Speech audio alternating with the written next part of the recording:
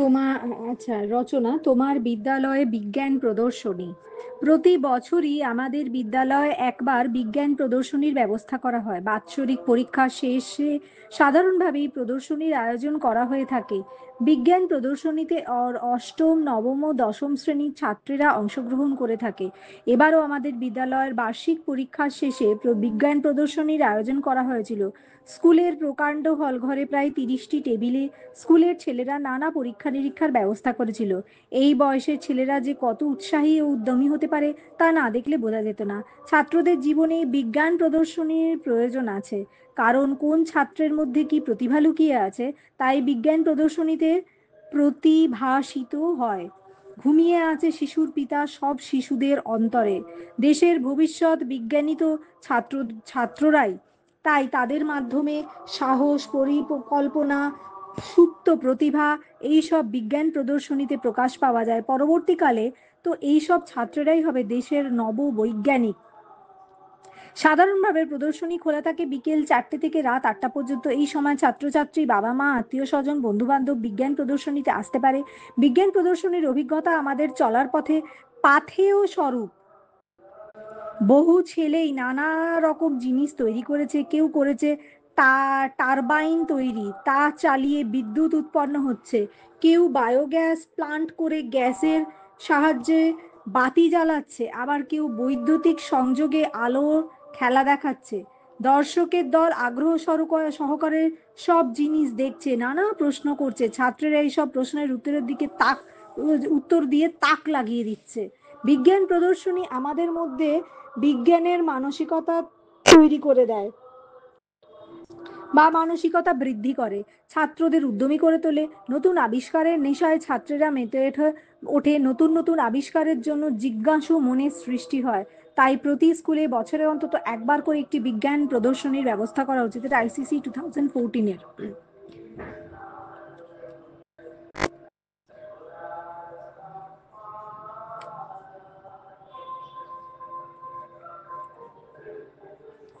Next, ICC 2015, অরণ্য সম্পদ আজ বিপন্ন ও ক্ষতিগ্রস্ত। রবীন্দ্রনাথ অরণ্য সম্পর্কে বলেছেন, না দাও ফিরায়ে অরণ্য, লও এ নগর। প্রাণের প্রথম জাগরণে তুমি বৃক্ষ, তুমি প্রাণ। প্রাণের প্রথম জাগরণ, তুমি বৃক্ষ, তুমি প্রাণ। পৃথিবীতে মানুষ অনেক আগেই বৃক্ষের আবির্ভাব ঘটিয়েছিল। মানে দুটো আলাদা কিন্তু দাও ফিরিয়া সেই অরণ্য, লবে নগর, এটা একটা। আবার এটা এই যে প্রাণের প্রথম জাগরণ, তুমি বৃক্ষ, তুমি প্রাণ, এটা আরেকটা কবিতার। এক কবিতার কিন্তু নয়, দুটো আলাদা আলাদা জায়গায় দুটো কোটেশন লিখতে হবে। পৃথিবীতে মানুষের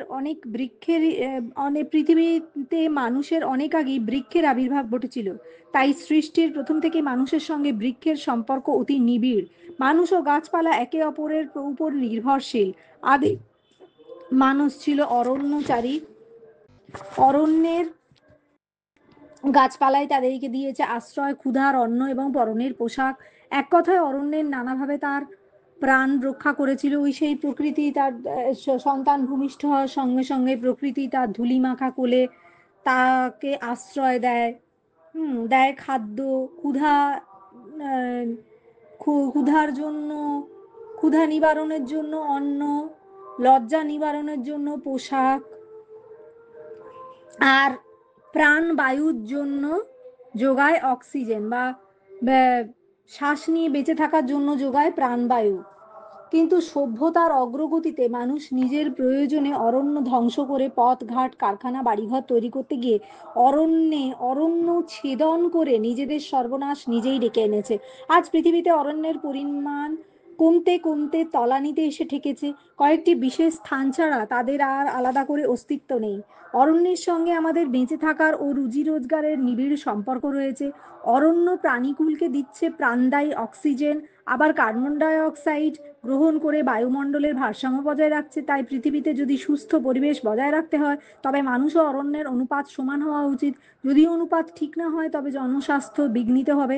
অরণ্য থেকে আমরা পাই কাঠ, মধু, মোম, পাতা, ফুল, ফল, শিল্পের কাঁচা মাল ও নানা উদ্ভিজ্জ বর্গের জয় হর্ষ দয় ভয় হর্ষই বর্গের জয় উদ্ভিজ্জ ওষুধ শ্রমজীবী মানুষ অরণ্যকে অবলম্বন করে তার জীবন ও জীবিকা গড়ে তোলে।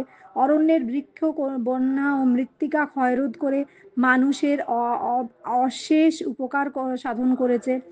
অরণ্য সম্পদ, কিন্তু মানুষের মূঢ়তার জন্যই সেই অরণ্য সম্পদ আজ বিপন্ন। আজ পরিবেশ ভারসাম্যহীন হয়ে পড়েছে। মানুষের অতিরিক্ত লোভ, লালসা ও ভোগবিলাসিতা অরণ্য অবলুপ্ত অবলুপ্তির অন্যতম কারণ। নগরায়নের জন্য অরণ্য ধ্বংস করে বাসস্থান নির্মাণ করা হচ্ছে, ফলে সৃষ্টি কমছে, সৃষ্টি হচ্ছে খরার। সৃষ্টি হচ্ছে খরার। আচ্ছা, খরার সৃষ্টি হচ্ছে। শিল্প, কল কারখানা থেকে নির্গত গ্যাস বায়ুমণ্ডলকে দূষিত করছে। মানুষ এ ব্যাপারে এখনো পূর্ণ সচেতন নয়, তাই তাদের জন্য বিস্ময় ফল ভোগ করতেই হবে। কৃত্রিমতার প্রতি অতিরিক্ত আকর্ষণের ফলে প্রকৃতির সঙ্গে সম্পর্ক বিনষ্ট হচ্ছে। দারিদ্র্য, অশিক্ষা, কুসংস্কারের জন্য মানুষ নানাভাবে প্রকৃতিকে নষ্ট করছে।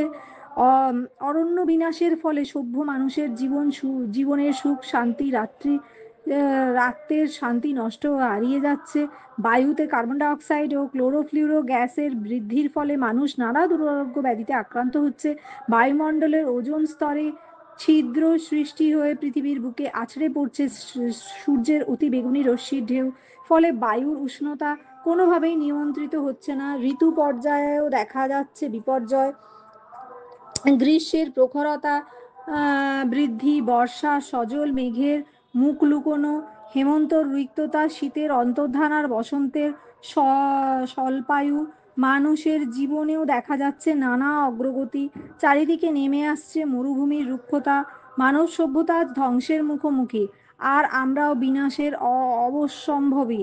আর কিছু সময় এভাবে চললেই মৃত্যুর দুয়ারে এভাবে চললেই এবার মৃত্যুর দুয়ারে পৌঁছে যাব। তা থেকে বাঁচতে গেলে চাই সবুজের ছোঁয়া, লাগতে হবে গাছ লাগাতে হবে গাছ সর্বত্র। একটি গাছ কাটলে আর তার স্থলে 10টি গাছ বসাতে হবে। নগরোন্নয়ন নিশ্চয়ই হবে। নগরায়ন, নগরায়ন, দন্তন্য গ রয়াকার অন্তস্থ মূর্ধন্য, নগরায়ন নিশ্চয়ই হবে, কিন্তু তা বৃক্ষ ছেদন করে নয়, বৃক্ষ রোপণ করে। বাড়ির খোলা স্থানেও তাই গাছ বসাতে হবে, রাস্তার ধারে গাছ বসাতে হবে, পার্কে ময়দানে গাছ বসাতে হবে, কারণ একমাত্র গাছই পারে বিশ্ব উষ্ণায়ন থেকে বাঁচাতে। নগরায়ন, উষ্ণায়ন, বিশ্ব উষ্ণায়নের থেকে বাঁচাতে। প্রচার চালাতে হবে একটি গাছ একটি প্রাণ, কিংবা গাছ লাগাও প্রাণ বাঁচাও। প্রকৃতি বাঁচলে আমরা বাঁচবো, সভ্যতা বাঁচবে। তাই বলতে হয়, দাও ফিরে সে অরণ্য লহ হে নগর। দাও ফিরে সে অরণ্য লহ হে নগর।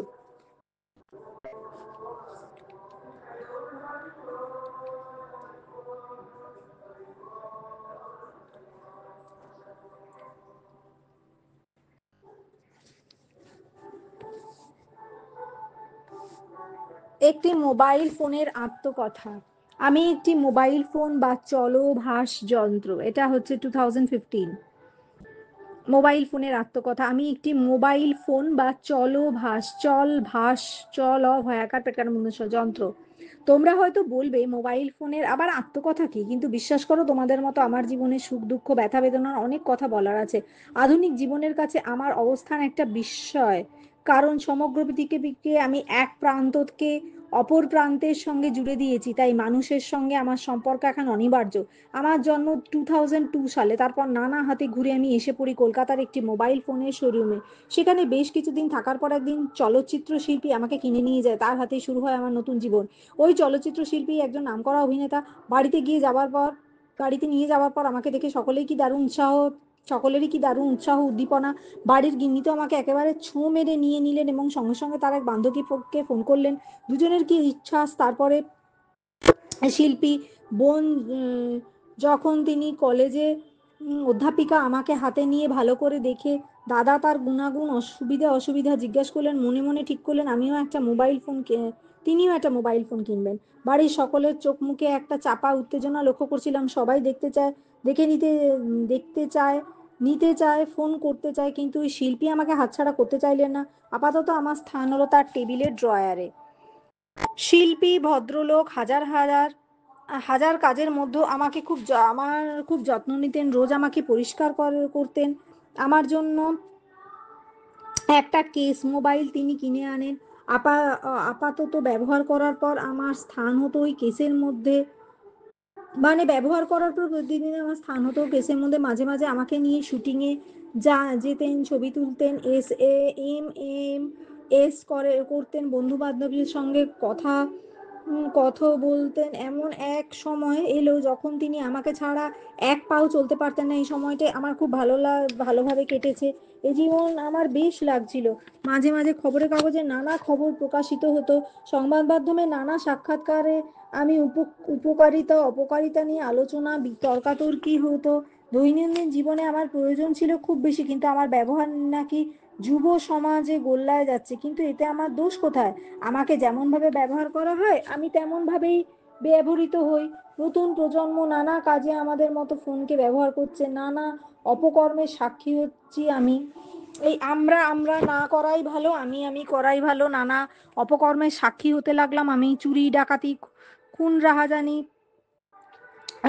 এইগুলো না ইন জেনারেল লিখে দিয়েছে। আমার বেশি ব্যবহার হচ্ছে। না না না না না, এটা এবার তাকে নিয়েই লেখা উচিত এটা।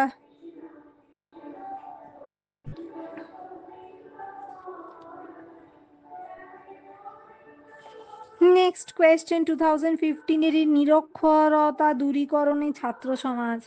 মানব জাতির উন্নয়ন ও অগ্রগতির পথে যেসব বাধা আজও কঠিন প্রাকার, পয়রা ফোলা আকার কয়াকার প্রাকার বলে বোধহয় পাঁচিল হয়ে দাঁড়িয়েছে, প্রাকার হয়ে দাঁড়িয়েছে, তার মধ্যে নিরক্ষরতা অন্যতম। মানুষের অগ্রগতিতে অসংখ্য রকমের প্রতিবন্ধকতা অতীতেও ছিল, আজও আছে, ভবিষ্যতেও থাকবে, কিন্তু সব বাধার উৎস হয়ে আছে নিরক্ষরতা। কথাটা ঘুরিয়ে বললে দাঁড়ায় নিরক্ষরতা থেকেই সকল দুর্ভাগ্যের জন্ম।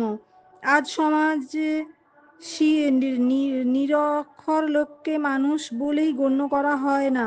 কবির ভাষায় লেখাপড়া করে যে গাড়ি ঘোড়া চড়ে সে লেখাপড়া জানে না, যে লেখাপড়া জানে না কেউ তারে মানে না। তাই নিরক্ষরতার বিরুদ্ধে অভিযান আজও আমাদের কাছে প্রথম ও প্রধান কর্তব্য। লেখাপড়া করে যে গাড়ি ঘোড়ায় চড়ে সে লেখাপড়া জানে না কেউ তারে মানে না।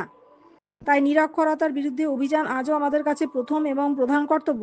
সমাজ সমস্যা সংকুল দন্তসজফলা আকার দন্তস অনুসার কয়হস হলো সমস্যা সংকুল পৃথিবী মেরুদণ্ড উঁচু করে দাঁড়াতে আজও শিক্ষাকে অবলম্বন করতে হবে অন্যতম জীবনী শক্তি হিসেবে। লেখাপড়া না জানলে মানুষ কার্যত দৃষ্টিহীন বলে বিবেচিত হয়। তারা সকল ক্ষেত্রে ন্যায্য আবিষ্কার থেকে বঞ্চিত হয়, প্রাপ্য সম্পদ হাতছাড়া হয়ে যায়, জাতীয় উন্নয়নে তারা অংশ নিতে পারে না। অপগণ্য মানুষ হিসেবে তারা সমাজের বোঝা হয়েই থাকে। এই বোঝা বহন করতে গিয়ে জাতি রিক্ত নিঃস্ব হয়ে যায়, ভেঙে যায় রাষ্ট্রীয় বুনিয়াদের মেরুদণ্ড। অন্যদিকে অশিক্ষার হাত ধরে আসে দেশে দারিদ্র্যের অনিবার্য ফসল দুর্ভিক্ষ, মহামারী, নানাবিধ মারণ ব্যাধি। নোবেল বিজয়ী অমর্ত্য সেন দেখিয়েছেন ইথিওপিয়ার দুর্ভিক্ষের মূলেও অশিক্ষা, পরিবেশ দূষণের মতো ধ্বংসাত্মক ক্রিয়ার অকারও নিরক্ষরতা। কবির ভাষায় শিক্ষা পেলে যায় ঘুচে যায় মনের যত কালো। এই নিরক্ষরতার বাতাবরণ দূরীকরণ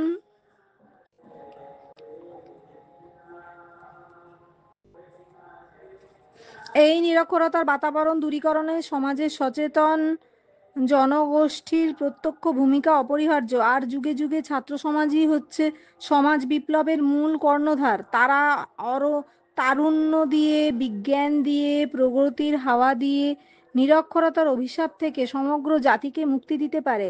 একদিকে তারা যেমন অশিক্ষার পরিণাম সম্পর্কে আপন পরিবেশের সকলকে জাগ্রত করে তুলতে পারে, অন্যদিকে নিরক্ষরতা দূরীকরণে গৃহীত বিভিন্ন কর্মসূচিতে রাখতে পারে প্রত্যক্ষ অবদান। জনসংখ্যার তুলনা বিরল বোঝা আমাদের জাতীয় আয়কে এমন পর্যায়ে পৌঁছে দিয়েছে যার পরিণতিতে নিরক্ষরতা কর্মসূচি বিপুল অর্থ খরচ করা সম্ভব। এই ক্ষেত্রে ছাত্র সমাজই একমাত্র ভরসা। তারা যদি প্রতিদিন কমপক্ষে 1 ঘন্টা পরিকল্পিতভাবে এই কর্মসূচিতে ব্যয় করে, তবে আমাদের দেশে একটি লোকও নিরক্ষর থাকবে না। মনে রাখতে হবে, 100 কোটি জনসংখ্যার দেশ ভারতবর্ষ। এই জনসংখ্যাকে জনসম্পদে পরিণত করতে হলে এখনই ছাত্রদের দৃঢ় পদক্ষেপে এগিয়ে আসতে হবে।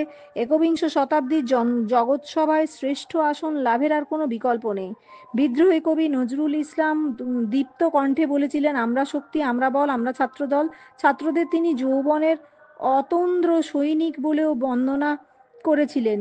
নিরক্ষরতা নাম দৈত্যকে দেশ থেকে সমূলে উৎখাত করতে না পারলে নিরক্ষরতা নামক দৈত্যকে দেশ থেকে সমূলে উৎখাত করতে না পারলে ছাত্র সমাজের এই গৌরব ক্ষুণ্ণ হবে বই কি। সর্বোপরি আজ যারা ছাত্র, আগামী দিনে তারাই দেশের কর্ণধার। সেদিনের জন্য সুস্থ স্বদেশ গড়তে হলে এখনই তাদের পালন করতে হবে স্থপতির ভূমিকা।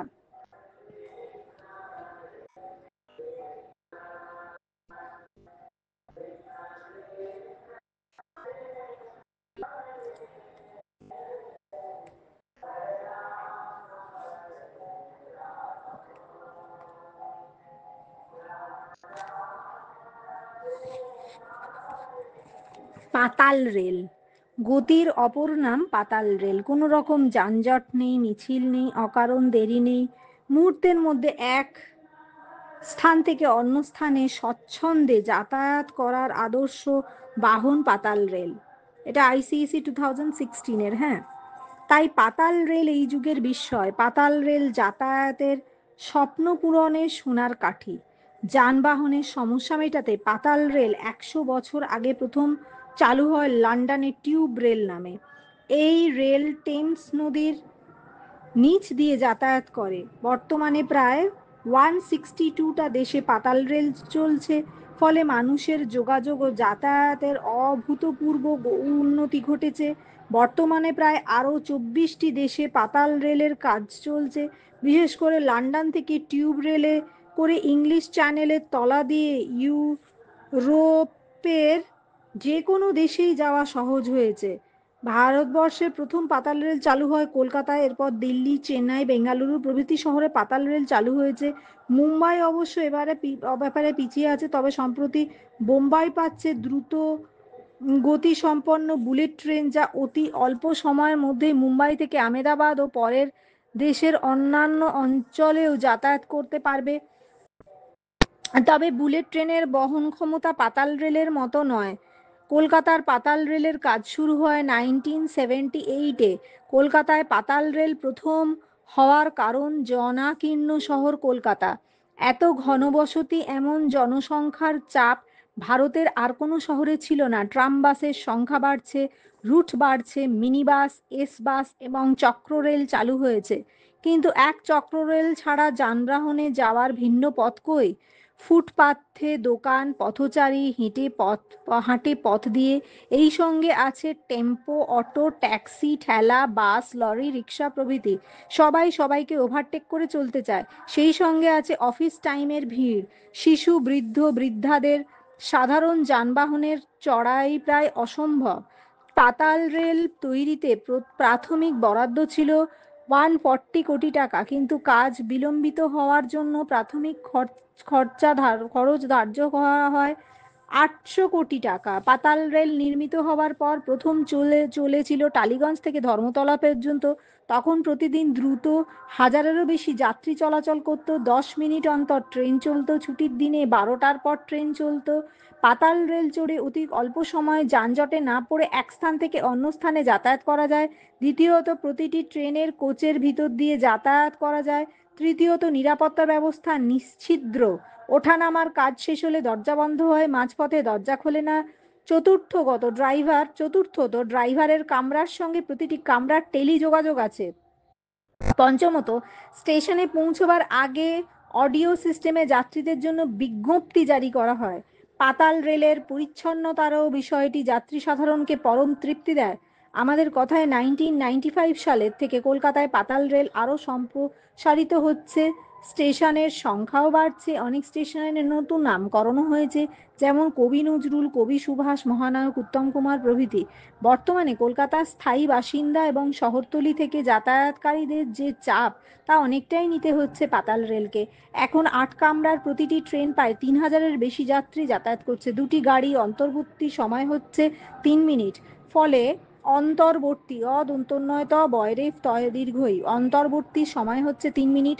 ফলে ট্রেনের সংখ্যা বাড়ছে। অনেক ট্রেনই বাতানুকূল হওয়ায় যাত্রীদের স্বাচ্ছন্দ্য বাড়ছে। টালিগঞ্জ থেকে গড়িয়া পর্যন্ত পুরো ৮ কিলোমিটার পথ সম্প্রসারিত হয়েছে।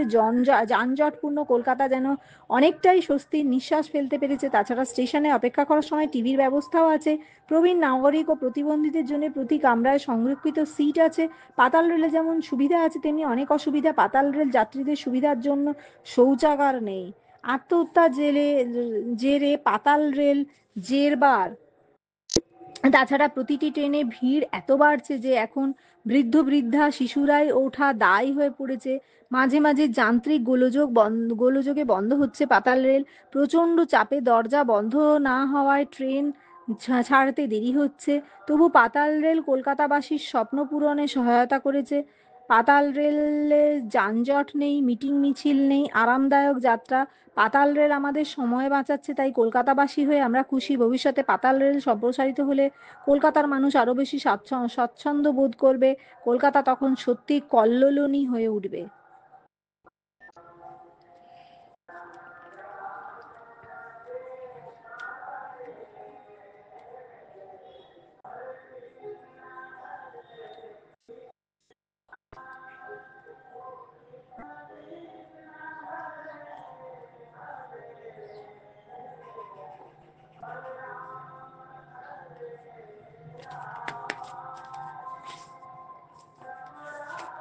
ছাত্রদের জীবনে মূল্যবোধের প্রয়োজনীয়তা। আমরা শক্তি, আমরা বল, আমরা ছাত্র দল। এটা আইসিসি 2016। কবি নজরুল এ কথাটি সর্বাংশে সত্য। কবি নজরুলের এই কথাটি সর্বাংশে সত্য। ছাত্র সমাজই দেশ ও জাতির ভবিষ্যৎ। তারাই দেশ ও জাতির আলোকোজ্জ্বল নবজীবনের দিশা। কিন্তু ছাত্র সমাজ অনেক সময় আবেগ তাড়িত হয়ে অনেক কাজ করে ফেলে, পরিবেশ ও পারিপার্শ্ব দ্বারা প্রভাবিত হয়। এই সময় ছাত্রদল নির্ভীকভাবে বলীয়ান হয়ে অত্যাচারী শাসকদের নির্মম বুলেটের সামনে বুক পেতে দাঁড়ায়, কারাবরণ করে, ফাঁসি কাঠে আত্মাহুতি দেয়। কিন্তু সমাজে যখন মূল্যবোধের কোনো মর্যাদা থাকে না, তখন ছাত্ররা হয়ে ওঠে বিপদগামী। জীবনের লক্ষ্যপথে পরিত্যাগ করে তারা পা বাড়ায় আপাত সহজ অন্ধকারের পথে। মানে এখনের জন্য সহজ আর কি, আপাত সহজ, পয়াকাত্ত দন্তস্ব হবর্গের জ। মানুষ জীবন ভোর দুরকম সামগ্রী সাধনা করে, পার্থিব অপার্থিব। মূল্যবোধ মানুষকে শেখায় জীবনে সৎভাবে চলতে, কিভাবে সৎভাবে জীবনযাপন করে অপার্থিব আনন্দের অধিকারী হওয়া যায়। আর ছাত্র জীবনই মূল্যবোধ বিকাশের শ্রেষ্ঠ সময়, কারণ এই জীবনে মানুষের কোনো পিছু টান থাকে না, কোনো প্রলোভন থাকে না, প্রশ্রয় পায় না অপরাধ প্রবণতা। ছাত্র জীবনই হলো ভবিষ্যৎ জীবনের প্রস্তুতির সময়। ছাত্র জীবন মূল্যবোধ শিক্ষা যথার্থ সময়কাল। ছাত্রছাত্রীদের জীবনকে শিক্ষার আলোকে আলোকিত করার জন্য মূল্যবোধের প্রয়োজন। সামাজিক মূল্যবোধ, ন্যায়বোধ, নীতিবোধ, সংযম, মহান আদর্শ জীবনে চলার পথে নিত্য সঙ্গী হওয়া। সমস্ত ঘটনা প্রবাহকে যথেষ্ট চিন্তা করে তবেই কোনো কার্যে প্রবৃত্ত হওয়া উচিত তাদের। দুর্ভাগ্যের বিষয়, বর্তমান ছাত্র সমাজে মূল্যবোধ একটি অবহেলিত শব্দ। শব্দটির প্রকৃত মর্যাদা অর্থ উপলব্ধি করতে অক্ষম সমাজের সিংহভাগ মানুষই।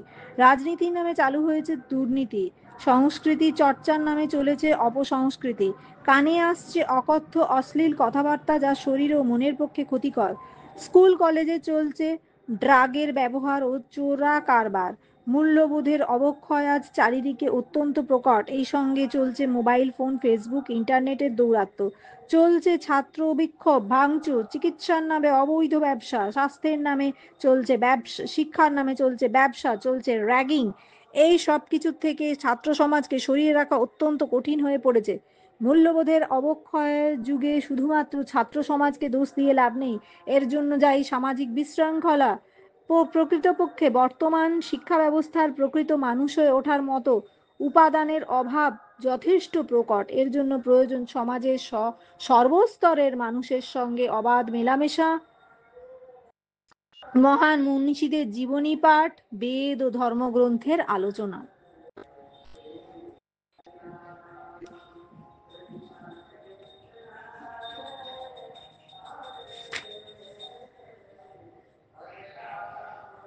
নানা ভাষা, নানা মত, নানা পরিধান, আইসিসি 2017।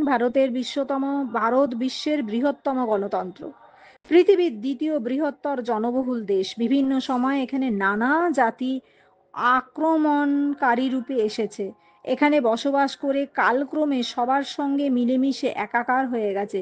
তাদের ভাষা, খাদ্য, পরিচ্ছদ সবই আলাদা, তবু ভারত ধর্মনিরপেক্ষ দেশ বলেই পরিচিত। আমাদের সংবিধানে ভারতকে ধর্মনিরপেক্ষ দেশ বলে স্বীকৃতি দেওয়া হয়েছে। নানা ভাষা, নানা মত, নানা পরিধান, বিবিধের মাঝে দেখো মিলন মহান।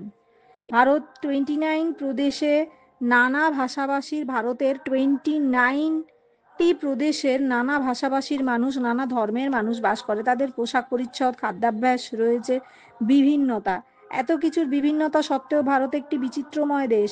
এত বিচিত্রের মধ্যেও আমরা একটাই পরিচয়, আমরা ভারতবাসী। এখানে বিভিন্ন ধর্মের মানুষ তাদের আপন আপন ধর্মের মাহাত্ম্য বজায় রেখে চলে। কোনো ধর্মকেই তারা অসম্মান করে না, তেমনি কোনো বিশেষ ধর্মকে নিয়েই তারা মাতামাতি করে না। ভারত ধর্মকে কেন্দ্র করে এদেশে নানা উৎসব পালিত হয়। এই সব উৎসবে সব ভারতবাসী সমানভাবে যোগদান করে। তার ফলে সব উৎসব সার্বজনীন রূপে নয়, ধর্মীয় রূপ নেয়। ধর্মীয় আচরণের ব্যাপারে, পোশাক পরিচ্ছদের ব্যাপারে, খাদ্যাভ্যাসের ব্যাপারে এখানে সকলের স্বাধীনতা আছে। এর জন্যই যুগ যুগ ধরে ভারতবাসী একে অন্যের ধর্মকে সম্মান করেছে, একে অন্যের উৎসবকে গ্রহণ করেছে। এখানে পাশাপাশি অবস্থান করছে মন্দির, মসজিদ, গির্জা, মঠ। ভারতের হিন্দু, মুসলিম, খ্রিস্টান, গুজরাট, পাঞ্জাবি, ভারতে হিন্দু, মুসলিম, খ্রিস্টান, গুজরাটি, পাঞ্জাবি, মারাঠি, তামিল, উড়িয়া এদের প্রত্যেকের স্বতন্ত্র খাদ্যাভ্যাস, পোশাক, রীতিনীতি। কিন্তু এত স্বতন্ত্রতা নিয়ে ভারতবাসী একটা একক সত্তা বজায় রেখে চলেছে। সত্তা, দন্তস তয় আকার। বিবিধের মাঝে মহামিলনের সুরটি ধ্বনিত হয়ে আসছে আদ্যন্ত আদয় জফলা দন্তন্নয়ত। স্বতন্ত্রতা সত্ত্বেও পরস্পরের ভাবে আদান প্রদানে কোনো বাধা নেই, বরং পরম আনন্দে এরা একে অপরের হাতে হাত মিলিয়ে চলে। এই বিশাল বৈচিত্র্যের মধ্যে ভাবের আদান প্রদানে কোনো বাধা নেই। এখানে সব ধর্মের মানুষ আনন্দে মেতে ওঠে। শুধু ধর্মের মধ্যেই নয়, একাত্মতা একাত্মতা ধরা পড়ে খাদ্যাভ্যাসে, পোশাক পরিচ্ছদে। সংস্কারের বেড়াজাল কেটে মানুষ যত যুক্তিবাদী হয়ে পড়েছে, ততই মহামিলনের পথটি মসৃণ হয়ে চলেছে। প্রাধান্য পাচ্ছে সর্বজনীন কথাটি, প্রতিপন্ন হয়েছে জাতপাতের বালাই নয়, মনুষ্যত্বের বড় কথা। এখানে কালো আর ধলো, বাহিরে সবাই ভিতরে সবাই সমান রাঙা। এইটা 130 কোটি মানুষের মধ্যে প্রেম, প্রীতি, ভালোবাসা বিরাজ করুক অনন্তকাল ধরে। ভারতবর্ষ সব মানুষের মনুষ্যত্বে দীক্ষিত হোক, পুণ্য স্নানে হোক পূর্ণ, ধ্বনিত হোক সবার উপরে মানুষ্যত্ব তাহার উপরে নাই। মহামানবের সাগর তীরে ভারতে অসংখ্য মানুষ একভাবে এক আদর্শ অনুপ্রাণিত হোক। সবার মধ্যে সদা জাগ্রত থাকুক মানবতাবোধ ও বিশ্ব ভ্রাতৃত্ববোধ।